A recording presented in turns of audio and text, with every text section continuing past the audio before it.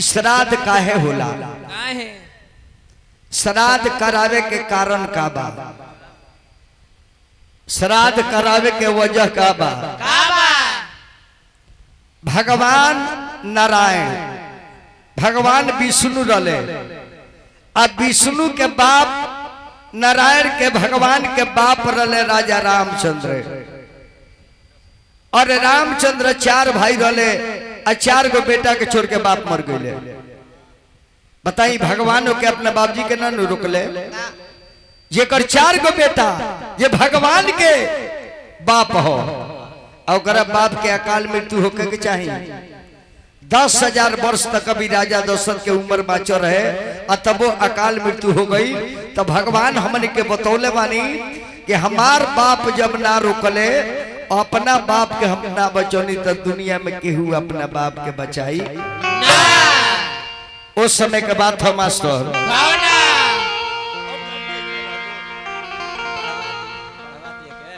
Hello hello उठाए भैया। अरे गुरु साउंडवा काहे कंपनी बनी मारे तो उठाई। Hello hello hello hello hello उठाए। वो के मजबूरी बनी मिक्सचर हमारे जाने स्ट्रेंजर के हनो कंपनी स्ट्रेंजर है। हेलो उस समय के बात बा राजा दशरथ जी के चौथा पर में चार गो बेटा राजा दशरथ के भइले न आ चार गो पतो जब घर में आ गई तो राजा बड़ी आनंद मारे कि चार गो बेटा चार गो पतो, अब हमरा कौन चीज के कमी बा। तुलसी बाबा लिखले बनी बात के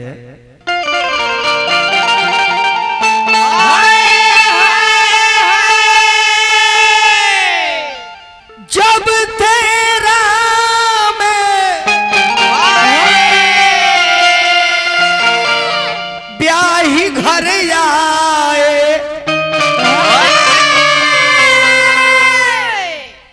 नवनीत मंगल मोद बधाए। जब ती राम ब्याह घर आए नवनीत मंगल मोद बधाए। 12 वर्ष ले राजा की यहाँ मंगल होके लागल पतोह कैला पर राजा सिंहासन पर बैठ के खुशी के मुद्रा में बाड़े कि हमारा चार गो पतोह चार गो बेटा, चार गो पतोह चार गो बेटा। सामने एगो आईना बच्चा आईना, वो आईना में राजा देख देख के मुस्कुराता रहे। तले नजर पर गई उनका कान के एगो बाल रहे तो पाक गए रहे। कानवा के बालवा के पकड़का राजा देखले तो अनुभव कैले कि बाल हमर ना पकड़ल काहे पागल। ई बात जाके गुरु वशिष्ठ जी से कहले कि गुरुदेव हमरा कानवा के बोलिया काहे पागल बा। गुरु वशिष्ठ जी कनी के राजन परिवर्तन ही दुनिया के नियम है, यानी तहर जाए के समय अब आ गइल बा। अब एगो काम करो, तारा चार गो बेटा चार गो पतो होइए गइले, अब अपना बेटा लोग के राजपाट दे के आज तारू मरवा बच गइल बा। कुछ भगवान के भजन कर खाली राजगद्दिए पर रहब का, खाली राजगद्दिए पर रहब।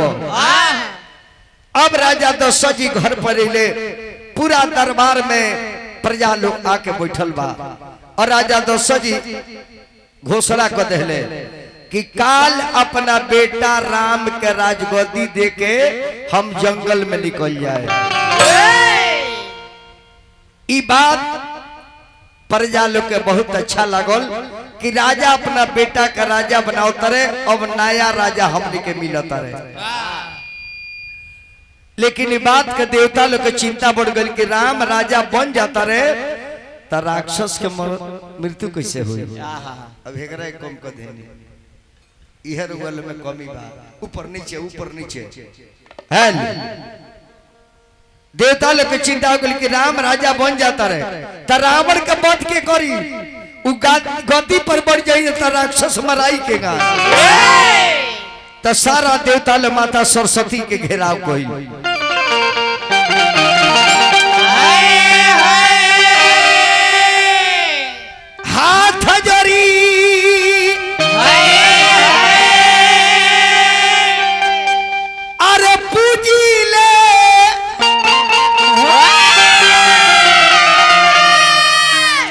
अरे चरानावा ए माई हो अरे मनना कहानावा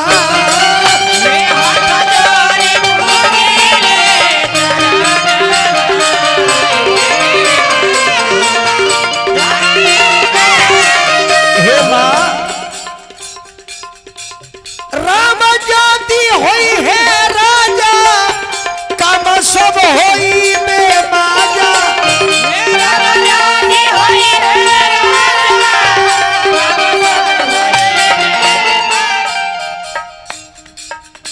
कैसे होई अरे पोपियानी के अरे मराना वाए माई हो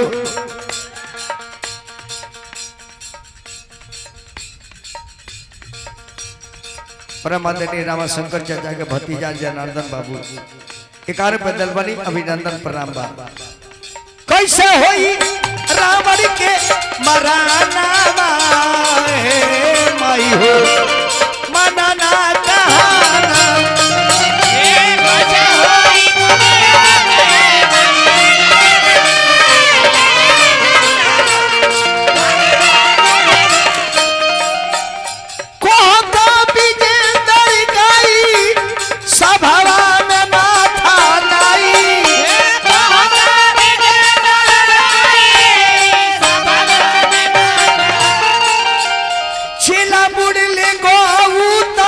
तूफानावा हे माई हो मनना कहाना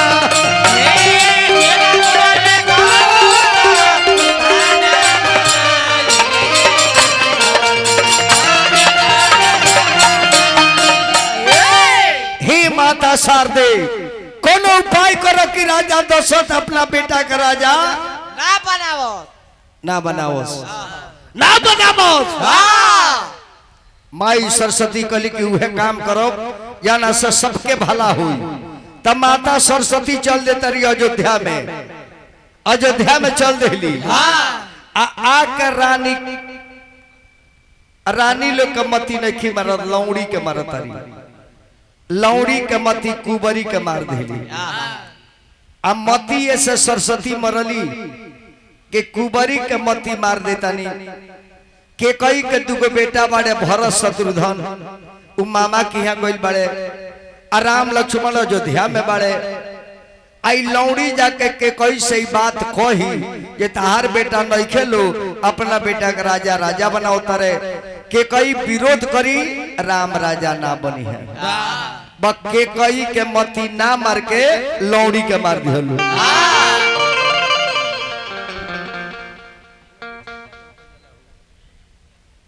अब जब लौड़ी के मती मरली माई सरस्वती त लौड़िया गई रानी के कई के लगे रानी के कई के लगे दू बेर काहे कहबा लो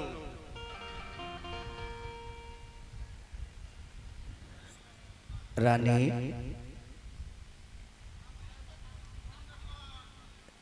बोले के नहीं के बाबू रानी एगो बात पता बा कुछ बात पता लगल हो ये अयोध्या के सजावल कहे जाता अयोध्या के डेकोरेशन काहे होता पता नहीं खे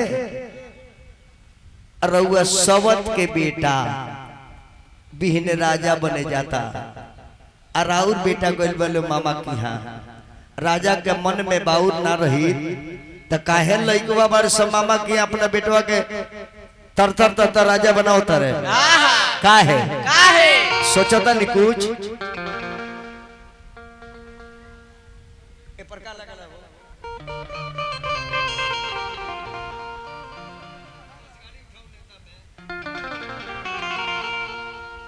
सुनी सुनी महारानी अबतिया साचे कहत बानी तहरे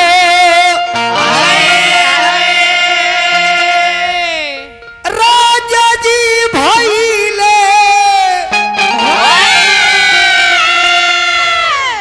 अरे धोखा बाजे रनिया तहरो सैया जी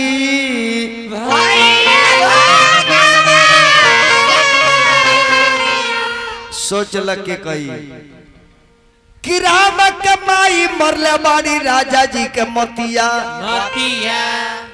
आ जौने जौने कहनी कौशल्या तौने करे ले बतिया राजा चलो तारे चाल तार बेटा गोइल बा ननिहाल आई अपने राम के बनई है अरे जुआरा जाए रनिया तहरो राजा जी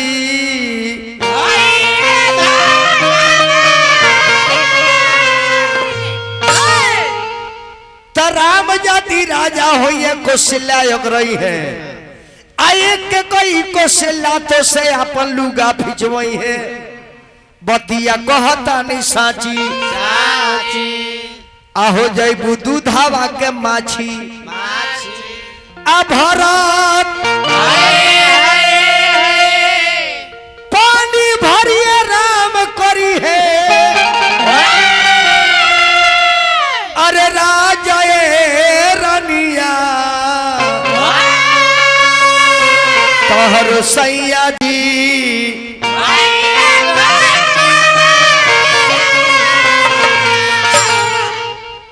देखिए अभी अभी एक घर के धरोहर बनी घर के सदस्य बनी बाबू हमारा सब कलाकार के 600 रुपये दे के सम्मान और मान बढ़ौनी भगवान और मान मर्यादा के खूब बढ़ा कर इतना बात जब के कोई सुनल हो तब मोती तो मरले वाली लौड़ी के रानी के तो फरेसे मानो बा के कोई कली जे कुबरी जौने थरिया में खाए कहू के थरिया में छेद करे के जौने थरिया में खाए कहू थरिया में छेद करके जैसे राम वैसे भरत तोरे से मतलब जौना घूरा बैठे के और वही घूरा में पानी डाले के चलल बारू घर फोरे ए प्रकार लगी हो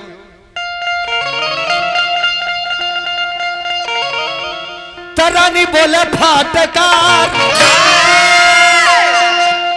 अरे बोले फाटकार अरे सुने लौड़ी बात हमारा नहीं बोले फाटकार अरे सुने लौड़ी बात हमार तले हम जीबिया उखाड़ खबू मार कुबरो जीबिया उखाड़ खबू मार कुबरो देखता नहीं बाबू साहेब जेकरे घरे खाती ओकरे घर में आग लगावतिया सही लोग कहेला ये दादा लोग साच कहेला बानी बानी अलंगड़ी कुबरी और कानी तीन आदमी से चचा सावधान के करा से लंगड़ कुबर कान ये तीन आदमी से सावधान कोनो आदमी अगर एगो आंख वाला बा अब मान ले कि रुआ जाता नहीं लाइन बजा अतल रास्ता में भेंट आ गई काका केने हो लवट के आ जाए आके फिर कूला गला लिखो के गिलास पानी की पी के फिर जाए अगर फिर कहीं गेट पर मिल जाता है काका कहे लवट गई हो कोई दिन बाजारे मत जाए ना तो अगर एगो फेस उड़ल बना दोनों फेस में उड़ाई दोनों उड़ाई आ कुबर आदमी कुबर याना कहेंगे कुबर निकल गए के वो आदमी से सावधान रहे के चाहिए 1 से 5 बरिस के जौन मेहरारू कुबर हो जाले वो असली डाइन हो जाले 1 से 5 बरिस के कुबर वाली मेहरारू यदि उम्र हो जाओ तो हाकल डाइन हो जाली के शरीर में छू दी तब बीछी से भी अधिक दंश मारती जैसे हकर नानी योग बिया 1 से 11 बरिस के हो गई बिया ऐसा हम ना जाइए लोग साच कहला बानी अरे लगड़ी कुबरी और कानी तीनों होले सहारा लिखबू मार कुबरो होली सहारा लिखबू मार कुबरो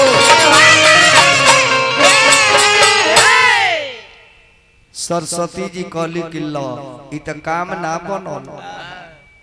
रानी के तो लौड़ी समझलस लेकिन मनली ना, उ त डांट के भगा देली। तब माता सरस्वती जाकर रानी के कई पर सवार हो जाता रही। विनाश काले विकृत बुद्धि, अब इकर जीभ लटपटाए लागल। अब लौड़िया के लगा रानी जाके कहतरी के लौड़ी ते जौन कहता रे हमरो बुझाता कि यदि सौत के बेटा राजा बन जाई तो हमार तक परिवार में कोनो इज्जत न रही। एकरा खातिर कोनो रास्ता बताओ। कलश की रास्ता का बताओ को महारानी। जाना मेरा देवासुर संग्राम में लागल है। देवासुर संग्राम में राजा दशरथ जी लड़ाई में हार गए रहले। उनका रथ के धुरकुल्ली टूट गए रहे। रउआ अपन अंगुरी लगौनी तो रथ नाचे लागल। जन लड़ाई में राजा जीत गए। ओ दिन रउआ के कहले कि कही कि बर मांगा रानी बर मांगा। रउआ मगनी ना न मगनी। आज वह बकायवा मांग ली जन का लग रखल बा।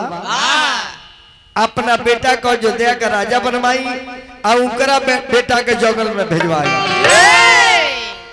बात तो सीट को कोई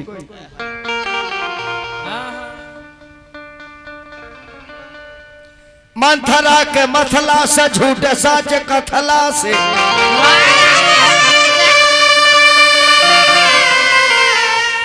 मंथरा के मथला से झूठ साच कथला से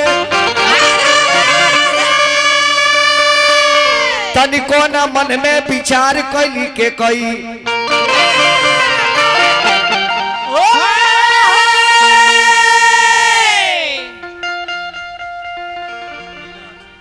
और चूरी लाठी फोड़ी देली।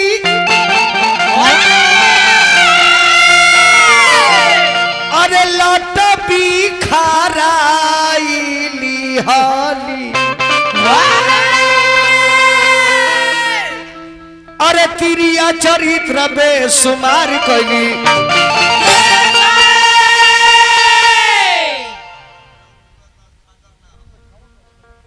हेलो अब रानी अपन गहना गुड़िया उतार के डाइन के भेष बना के सोचली जे हम जाके कोहनाए राजा मनावे आई है तो यह दुगो बात मांगे कि हमरा बेटा का राजा बनावो आय अपना बेटा के बनवास भेजो।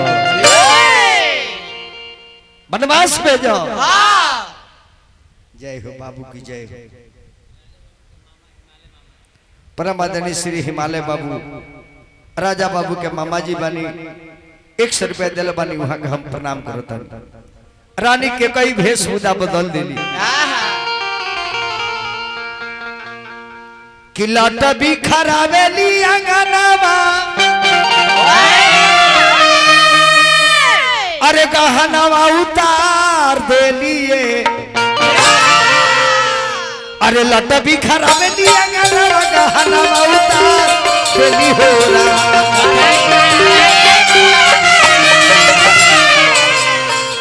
लट भी खराबेली अंगनावा गहनावा उतार देली हो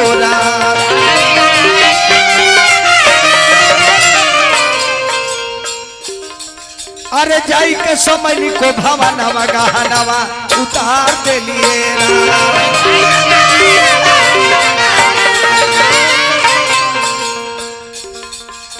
गावले बीजे नरवा गहनावा गहनावा उतार देली हो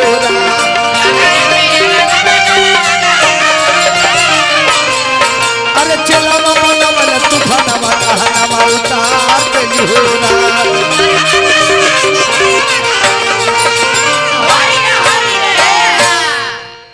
रानी के कई जाके को भवन में कोहना गई।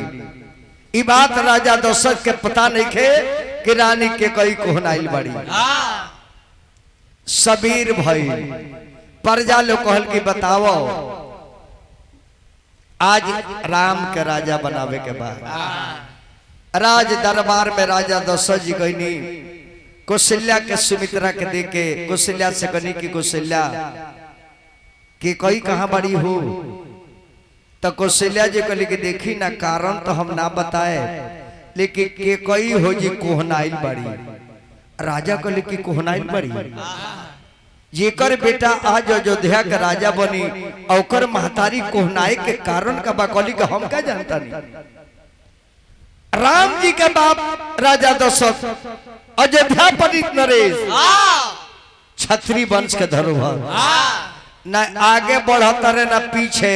मेहरारू के कोहनाई सुन के राजा के हिम्मत देख के कहत कि आगे बढ़ो।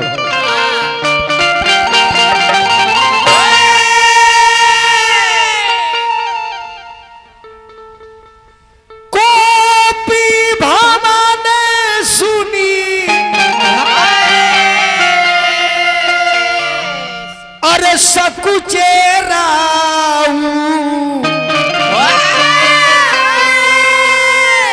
अरे भय बस आगे परे ना पाऊं। को भन के बात सुने तो भय के मारे आगे नहीं कन बढ़ल। केहूँगा डेराते डेराते के कई के लगे चल गईले, के कई के लगे चल गईले।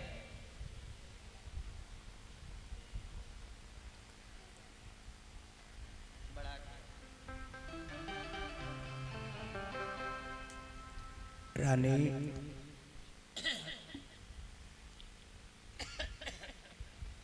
रानी ए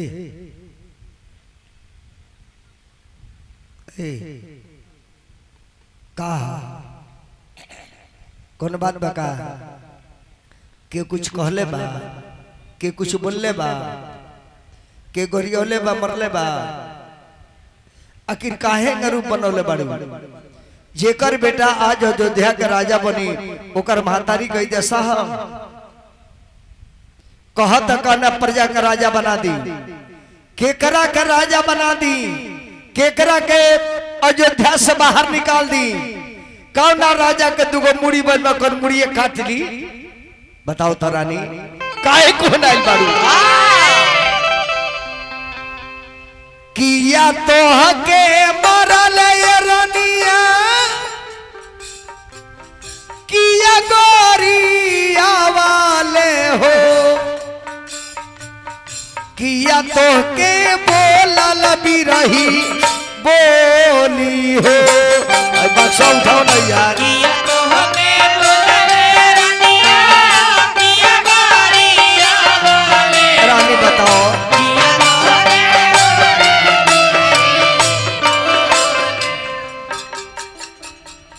कवना कारणवा रनिया धूमिल कैलू मानवा हो, दाना तू हमारा से बताई हो।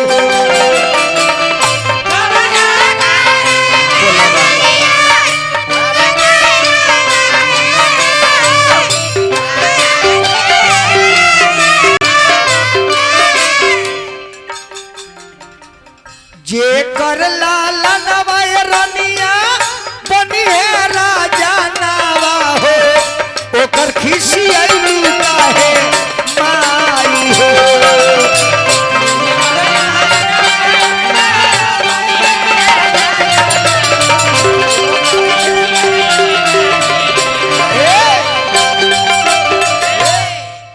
के कई कलश की महाराज कार हुआ समांगी, कार हुआ समांगी हो अरे हुआ देवे के कोयले तो दिले है ना तो मांगी का। देखो ना बाबू का सीटिया तेन के समारा यार। अरे हुआ तो देवे के कोयले तो दिले ना। कल के रानी कहां से बोले लगलू। हम ओ खानदान के राजा हैं रानी, जाना खानदान के राजा हरिश्चंद्र ये सत्य के चलते डोम के घरे चल गए और राजा के कहते कि झूठ बोले ले। रघुकुल रीत सदा चली जाई अप्राण जाए पर वचन न जाए। प्राण चल जाए लेकिन वचन न जाए। हमरा के झूठ काहे कहलू हो। कली जे यदि रुआ साच बोली ले तर पहले रुआ एगो काम करी। ए अयोध्या में रुआ सबसे प्रिय के बा, सबसे प्रिय के हो। कहले कि राम, तो राम के क्रिया खाई तब बताए। राजा दशरथ कहले कि जा रानी राम के सौगंध खाता नहीं जौन मंगबू तबन दे, जवन मंगबू तबन दे दे। तब के कही जब क्रिया खियोलस तब कलस की राजा अब एने ओने मत हुई हो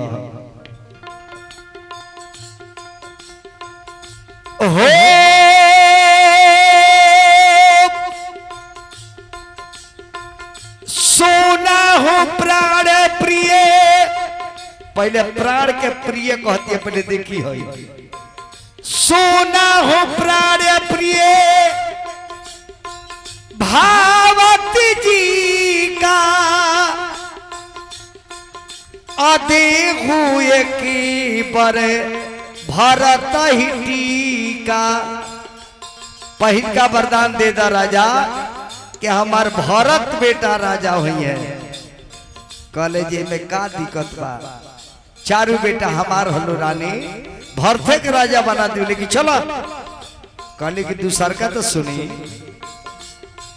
दोसरी बारी पहले प्राण प्रिय अब दूसर का बेट देखी का कहती है दोसरी बारी मांगे कर जोरी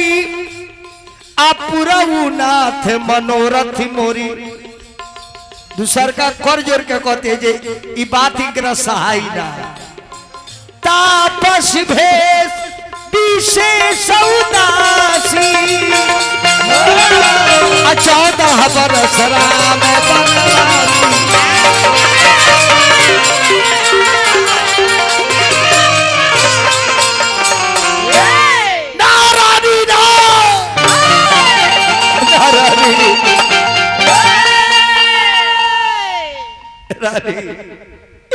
भरत के राजा बना दे रानी लेकिन राम के बन जाए के बात वापस करो राम जय है अरे बनवा नहीं अरे बची है परनावाए बबुआ के माई अरे राखी लो ना अरे हमारे परान बबुआ के माई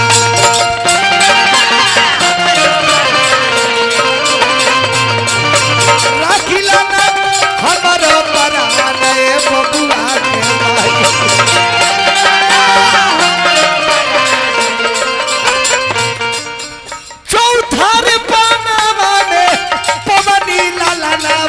बबुआ के माई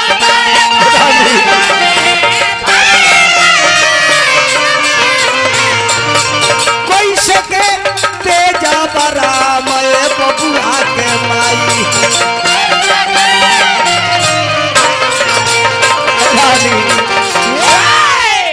रानी बोलो रानी बोलो मरले तमरले अरे तिरिया धोखावा के रे मोरी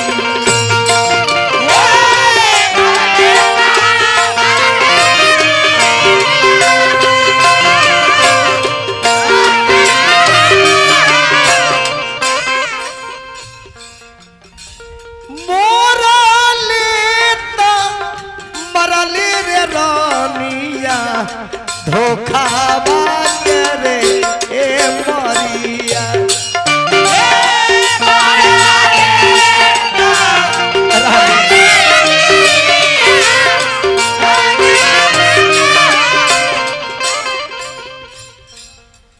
मरले अरे कर जवा में रनिया अरे कपट के कटरिया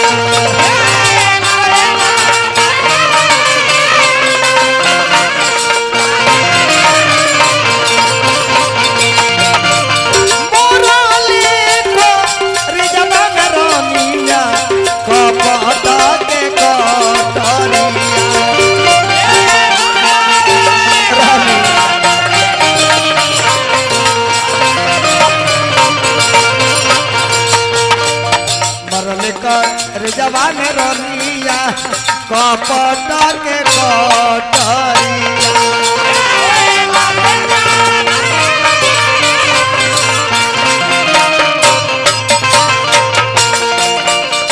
मरने कर जबान तिरिया कपट के कटरिया। फिर हमारा बबुआ जी की तरफ से 14 बरिस खातिर वन में चल गए और भरत शत्रुघ्न मामा की हमारे। और जब वन में राम लक्ष्मण सीता चल गए और सुमन जी रथ लेके जब अयोध्या में अले राजा दशरथ के पता लागल कि राम के वन छोड़ के सुमन जी लौट आए बड़े। दरबार में सुमन जी महाराज के बुलावल गई। राजा दशरथ जी कह सुमन राम के कहा छोड़ के आ गई लो। सुमन जी कहली कि महाराज कितने मनौनी है कितनो निहोरा कनिया लेकिन बबुआ मननी है ना रथ पर से उतर के चल गई है। अरे सुमन बेटा राम के कहा छोड़ दिला। कहले जी महाराज कहते अरे बचनवाए राजा हो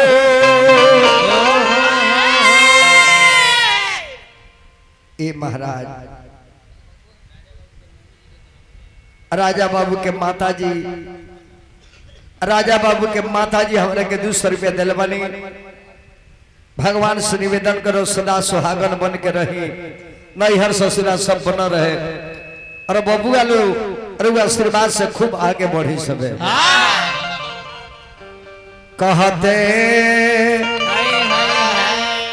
बचनवाए राजा जी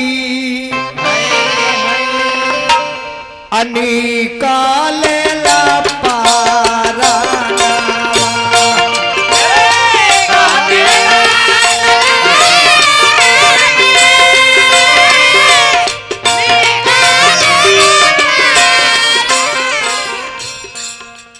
और रथ से उतरी गए राजा जी राम गईले हो बाना।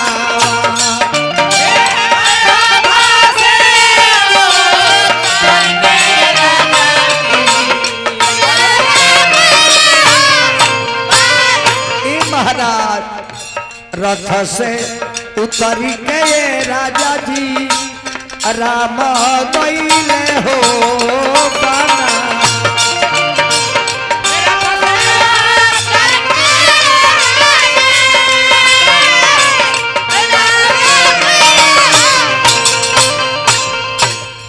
माने राजा बाबू के छोटका बाबा जी काई बजाओ तरैया उ कहा गले मेन ऑपरेटर कहा गए 11 में स्नेह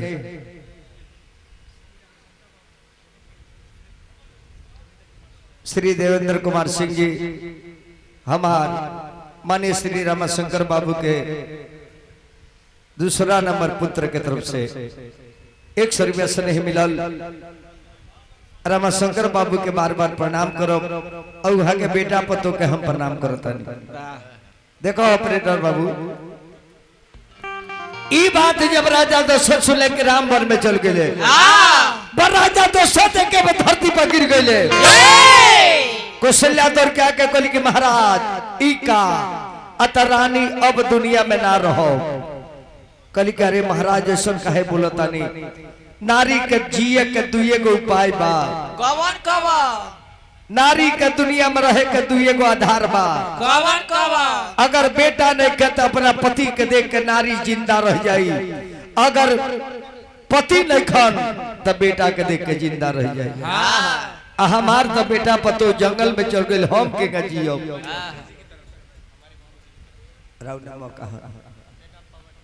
पवन बाबू के मम्मी जी 191 दिलवानी सदा सुहागन बना रही। भगवान से निवेदन करो हमने के गार्जियन रामाशंकर बाबू चल गए देवता बन के देवलोक में स्थान ग्रहण कर ले बानी। अब ये परिवार में यह होके के चाहिए हे महादेव कि सोहर मंगल गीत बियाह शादी होके के चाहिए ना। सब फुलवारी लगा के बगीचा लगा के सब बना के और सब कुछ दे के चल गई। अभी है गुरुआ दी ये परिवार में सालों भर मंगल होके सोहर होकर कुशला कली की महाराज कली की रानी कुछ भी कहले कि जिंदा ना रहो, राम के बगैर हमारे प्राण बची ना। हमरा बुझाता कि श्रवण कुमार के माई बाप का श्राप हमरा पर पूरा हो जाए। कली रानी कुशला जे कौन श्रवण कुमार उके रहे अतरानी तरह पता नहीं खे। जाना बेरा हम जवान रहनी, जवान शब्द बेदी बांध चलावे के हम विद्या जानत रहनी। शब्द मार दी, शब्द के कान में सुन के बांध छोड़ दी, तब बांध जाके शब्द के लग जाओ। एक बार हम शिकार खेले जोनी जंगल में, ए रानी वही में श्रवण कुमार के हम हत्या कर दीनी। उनकर माई बाप शराब दिले, जाना के चलते आज बुझाता के मर जाए। कहे कि बेटे के आग में श्रवण के माई बाप मुँहले, अब बेटे के आग में हम मर जाए। कली रानी को सिला जे कौन श्रवण हुवन? कली की रानी सुन तरह से बताओ तानी, आज हमारे बुझाता कि प्राण वही वजह से निकल जाए।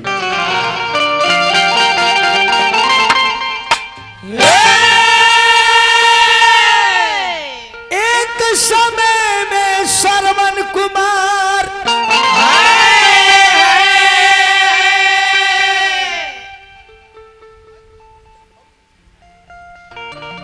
बरे करे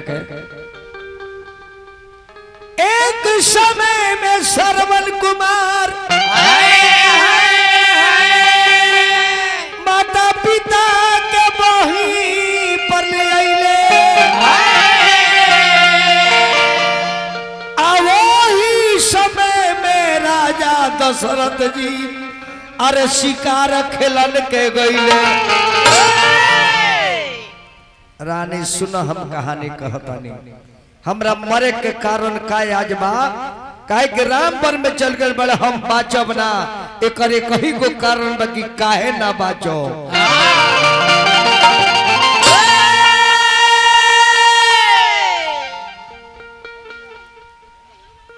राथवा पर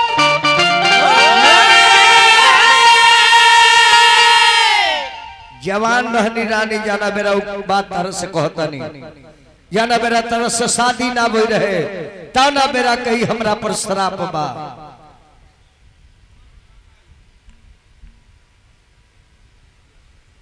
यस बाबू एकान पे दिलमनी बाबू हमार पर्सनालिटी तो कहता ये रउआ कौन मलेटिए में जाए, देहिया मलेटी मलेटी चिल्लाता। भगवान से निवेदन करे के मनोकामना पूरा होके बाबू हमार देश के सेवा करी। काहे कि परिवार में बहुत पहले से ही आ रहल बा, देश के प्रति ये घर के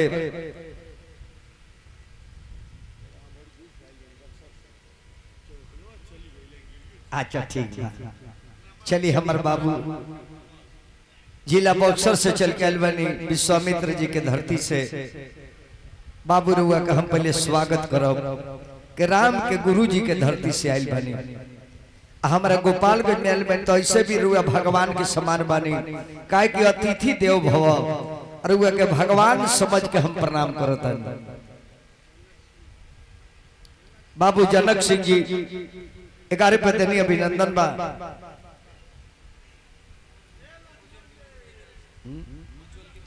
उज्जवल बाबू के माता जी के तो 100 रुपया प्रणाम करतानी। और बक्सर से बाबू आयल बनी, फरमाइश कले बनी एगो गाना हमार वायरल भई रहे, चौहानवा चली गई गिरियो चल जाई है। अरे वह के 10 मिनट के बाद उड़ान करे नोत वही में उगा दे, तनी 10 मिनट खाली बैठी। राजा दशरथ कली के रानी हमरा मरे के कारण कही बा,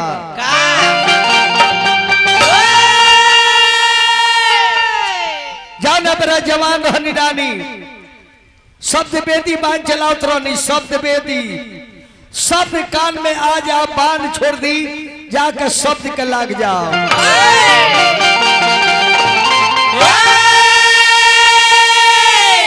राधवा पर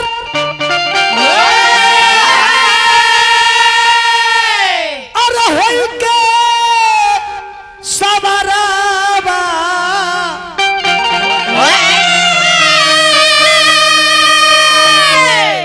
त खेलन शिकार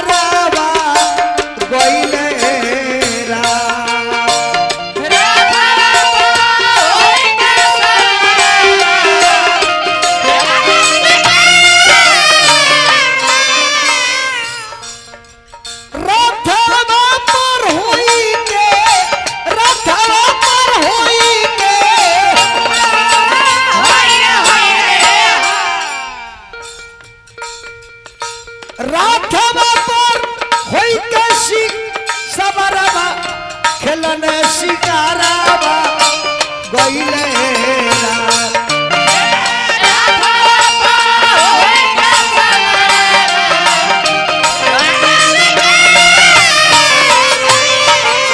एक कौशल्या अपन जीवनी बताओ तनी। चली गईनी जंगल के मझारावा, चली गईनी जंगल के मझारावा, खेलने शिकारावा गईले रात।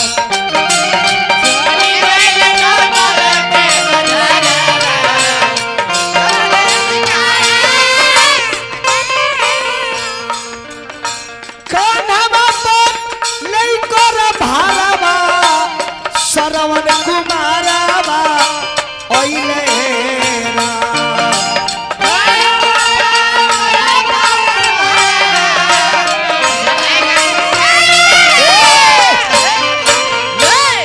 अरे आई गईले,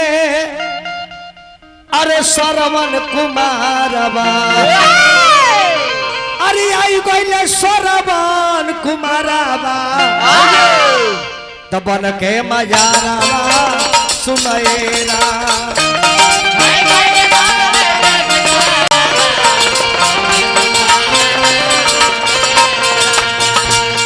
आई गईले श्रवण कुमारवा, तबन के मजारावा सुनएरा।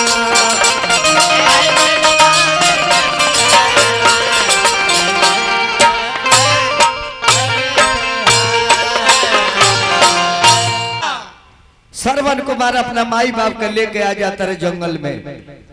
उगर माई बाप आन्हर रहे आन्हर कहले जे बेटा हमने के कहाँ लेके आइल बड़ो।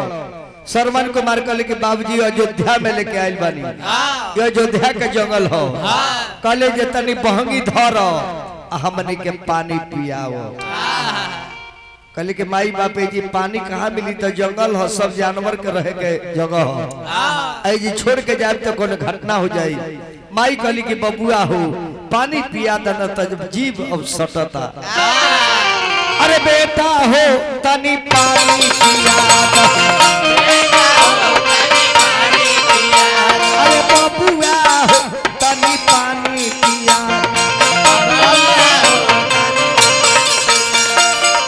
बड़ा जोरा से लगली पियासिया, बड़ा जोरा से लगली पियासिया, पानी पिया के हमार हियारा जुड़ा दो। बेटा हो तनी पानी पिया, बेटा हो तनी पानी पिया दो।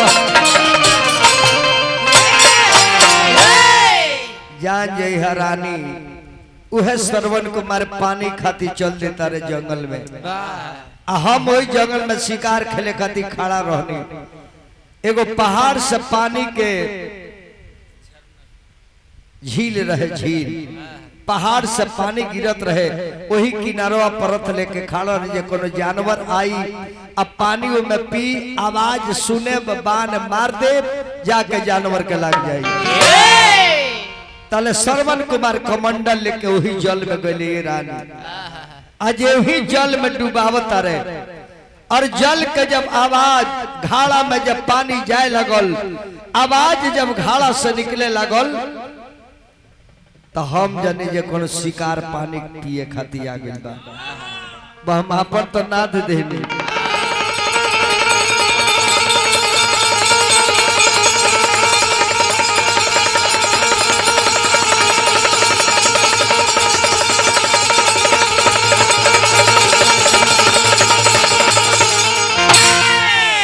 रानी के बांध हम मार देनी और बांध जाकर बच्चा के ला गई।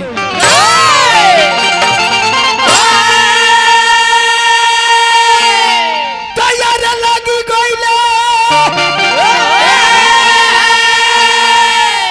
अरे बनवा होता ना रे,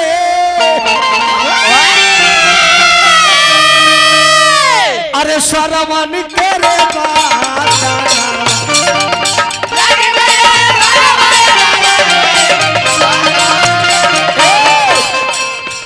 कुशल्या कली महाराज एक बात अतये रानी बांध तो मार देने को नौजवान के राम राम जब सरबन कीन्हा तब माँ दशरथ मानव को चिन्हा राम राम शब्द सुननी रानी तो दौड़ल गनी ये दादा ये राम राम शब्द कहाँ से आवता देखनी कि लड़का तड़पता बाण लागल बा कहनी जब बाबू गलती से मार दिल बनी जानवर जान के हमरा के तू माफ कर दो हम जान के नहीं मरले सरवन कहले कि तू के हौ हम कहली कि अयोध्या का राजा दशरथ हई कहले कि अरे चंडाल राजा कावाना करनवाए राजा मारी दिहला बानवा अरे मारी दिहला बानवा हो रोता रे सारावन कुमार मेरा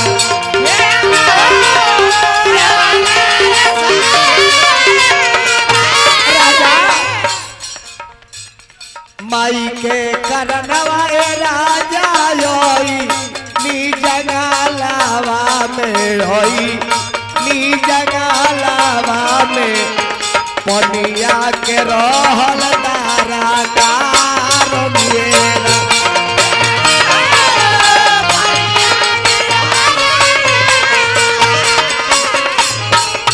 पानी के करनवाए राजा माई बाप तर सतबारे माई बाप तर सतबारे दह गेला सरवन कुमार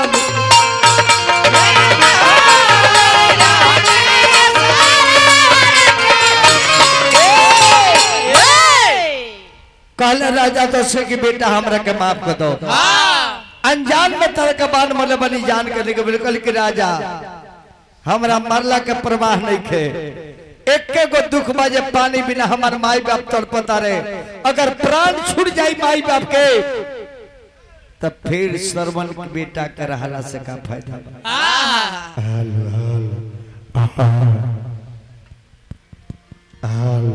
और बेशकर गम करी बाबू हेल हेल सरवन कुमार कल के हे महाराज अगर हम मर जाता नहीं एक ही को हमार निवेदन बाकी पानी ले जाके हमरा माई बाप के पिया दे ताकि कया जुड़ा जाई अगर पानी बिना माई बाप मर जाए तो सरवन कुमार के दिल में चोट रहने राजा जी मेरे मरने के बाद इतना कष्ट उठा लेना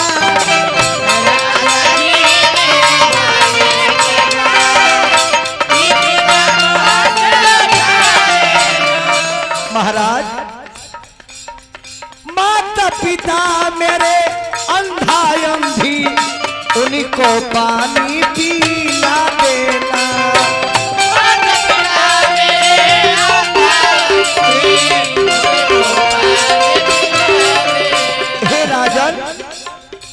पानी पिए से पहले मत पते की तरह बेटा का हत्या कर ले बानी ना तो बेटा का हत्या सुन के माई बाप प्राण त्याग दी है पानी पी लेने के बाद पानी पी लेने के बाद सारा हाल सुना देना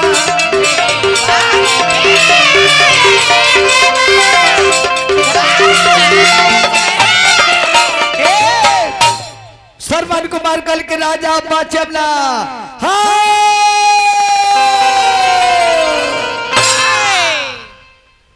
रानी सरवन कुमार मर गए पानी लेके उनका माई बाप के लगे गई आनहर माई बाप रहले जब पैर के आवाज सुनल लोनु कहलो जी के हुआ के हुआ के हजे देखे बोलो ए रानी हमरा हत्या लागे रहे कुछ मुंह से बोली ना निकले उनकर माई बाप को तर के हो जे नहीं बोलो ना बोलबा तो शराब दे ए रानी हम डराते डराते कहने की ए साधु बाबा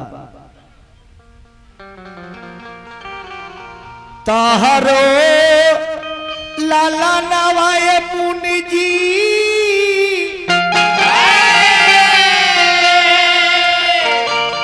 अरे आइले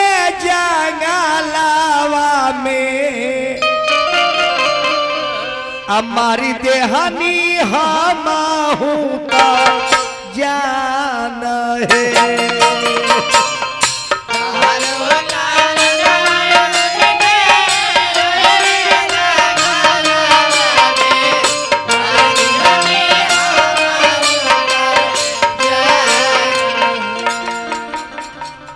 जान के शिकारवाए बाबा छोड़ी दे हनी मानवा हो।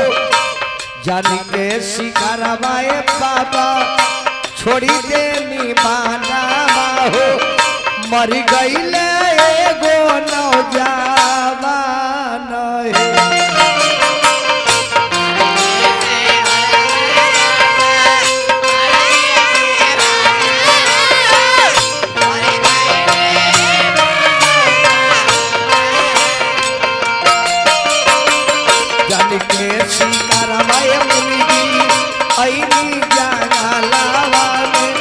छोड़ी दे हनी हम हूता बान है।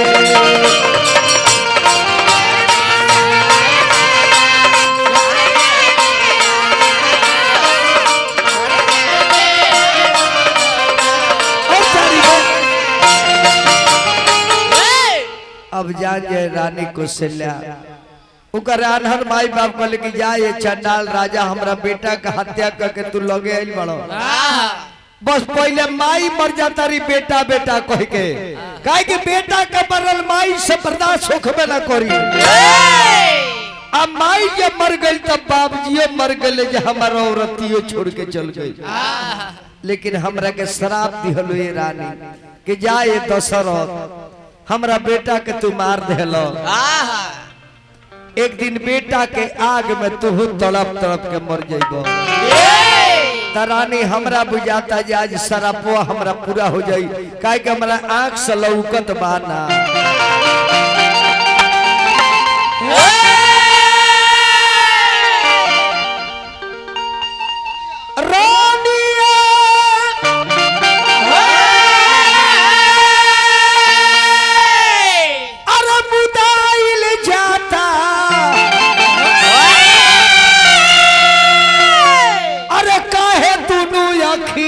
ताकल जाते नहीं के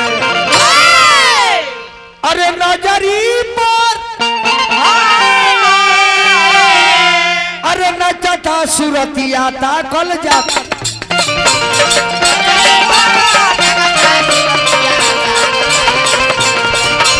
नजरी पर नचता सूरतिया ताकल जाते नहीं।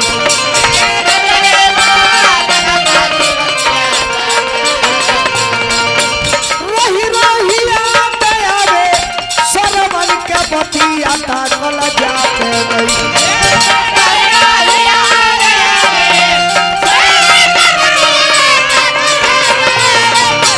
माथवा पर नचे मौलतिया ताकल जाते नहीं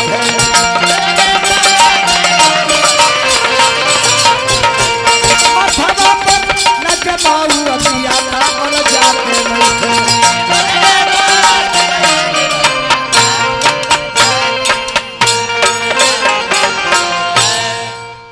और राम राम कह के राजा प्राण त्याग दिले। राम राम कही राम राम कही छह बेर दशरथ जी राम राम कह के मुँहले।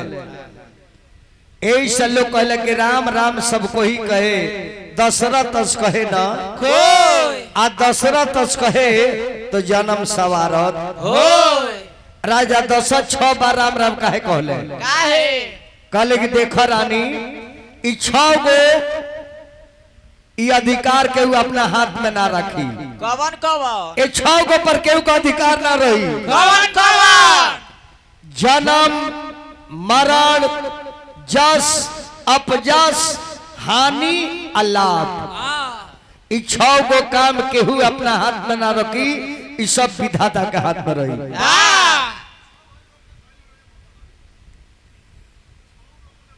छौरो के बड़े यहाँ के छौरो के दल बने हुआ तब तो 200 जी सरुआ पावरफुल बने। हल हल देखो बाबा तारा बुझाता मने हल हल हल हेलो। अब राजा दशरथ जी के मृत्यु हो गई, गुरु वशिष्ठ जी के दरबार में बुलावल गई। आ गुरु जी राजा दशरथ जी के लाश तेल भरल नाव में रखवा देनी। फिर हमार बक्सर नरेश अमर बाबू राजा बाबू के मित्र बानी, और राजा के मित्र तो रोजे न हुई रही बक्सर।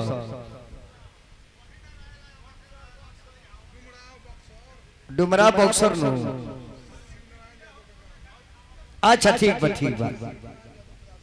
Hello hello. वाह वाह। अब राजा दशरथ मर गए। गुरु वशिष्ठ जी आके दरबार में राजा दशरथ के लाश के नाव में भर के तेल के रखवा के आ दूत के भेजल कि भरत शत्रुघ्न के बुला ले आओ। काहे कि जरा 4 गो बेटा लाश घरे पड़ल बा, केहू बेटे नहीं खे। 2 गो बेटा वन में आ 2 गो बेटा महल में। अब भरत जी आवत रहे अपना मामा के यहाँ से। जब गांव में पहुंचले तो गांव के लोग केहू भूलत नहीं थे। ये बहुत पुरान नियम है बबुआ। अगर गांव में कोनो घटना घट जाला, अब मानी कि लाइन बाजार के घर के सामान बाहर से उतरल बा, आ केहू देखेला तो मुंह लटका ली, वही जी बुझा जाला जे काहे मुंह लटकौले है। लोग लागले बतियो जी ई जानत रहे कि ना कहला के काम नहीं के। जब अब घरे जा का हमारे घर में समझ ठीक बनू एकदम सब ठीक बजा घरे जा। वही बेरा उनका बत कही से बुझा जाए जे घरे कुछ भइल बा। ममहर से जब आए भरत जी, अरे दासा कहलो न जाला, आहाट बाट सब नर नारी, अवध के उदास देखाला। बाजार हाट नगर सब उदास बाजे जहे बता मुड़िए गाड़ के बात करता। जब गेट पर पहुंचले तक के कई आरती के थार लेके खड़ा बिया। आवा ये भरत आवो, अरे के कई महतारी फुरती, अरे लेके बैली थारी, कहली आरती बारी, अरे कहली आरती उतारी बारी। आव भरतार ती उतारी, कहली आरती बारी।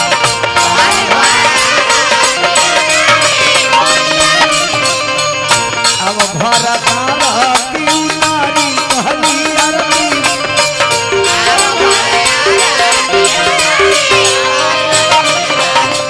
ए हरे आरतिया के तू ही अधिकारी, कहली आरती बारी।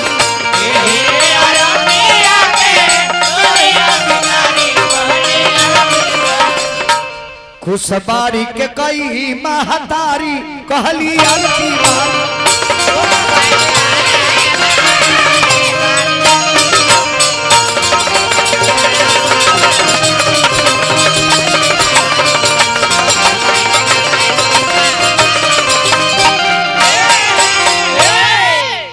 भरत कले माई इतना तते कबो खुश नहीं की रहल, का बात बा?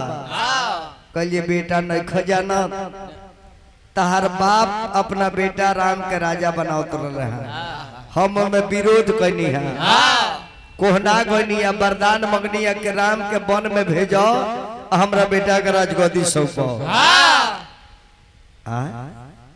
राम वन में गए, कल के हाँ लक्ष्मण गईले, सीतो गईली, भाई वन में गईले। अरे भरत इतने ना हई राजगद्दी संभारो, तहार बेटा तहार बाप दुनिया छोड़ के चल गए। बड़ी बेस माइक में भाई, बड़ा बेस दिल बड़े माइक में। हेल हेल ई बात जब भरत सुने, ये बाबू कहले जे जोरे माई चंडाली जाना मेरा बाबूजी से वरदान मंगले हा तोरा मुंह में पिलुआ ना पड़ गइल हो तोर जीभ सर के ना गिर गइल हो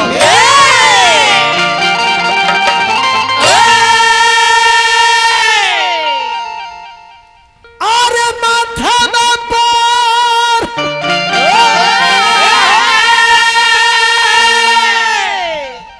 अरे हाथा में धई के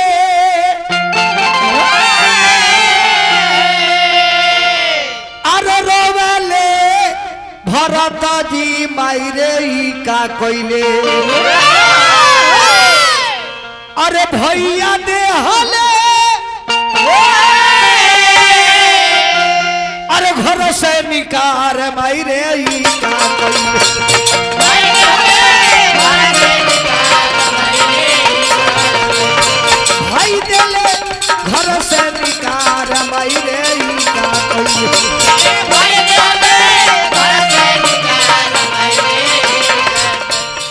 भइले न पिरवा मुँह में परला ही गिरावा मायरे ई का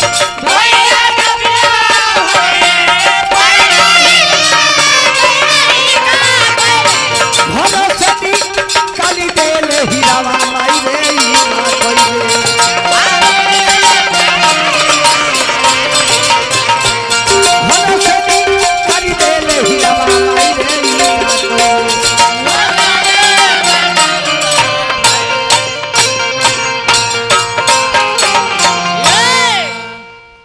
भरत कले के जो माई आज के बाद तोरा के माई ना कहो उहे कसम खले जे के कई के माई कहल बन कर देले भाई होके त भरत ऐसन भाई होके त भरत ऐसन मित्र होके त कृष्ण सुदामा ऐसन और पुत्र होके त श्रवण कुमार ऐसन बताई राम एगो कैसन भाई रले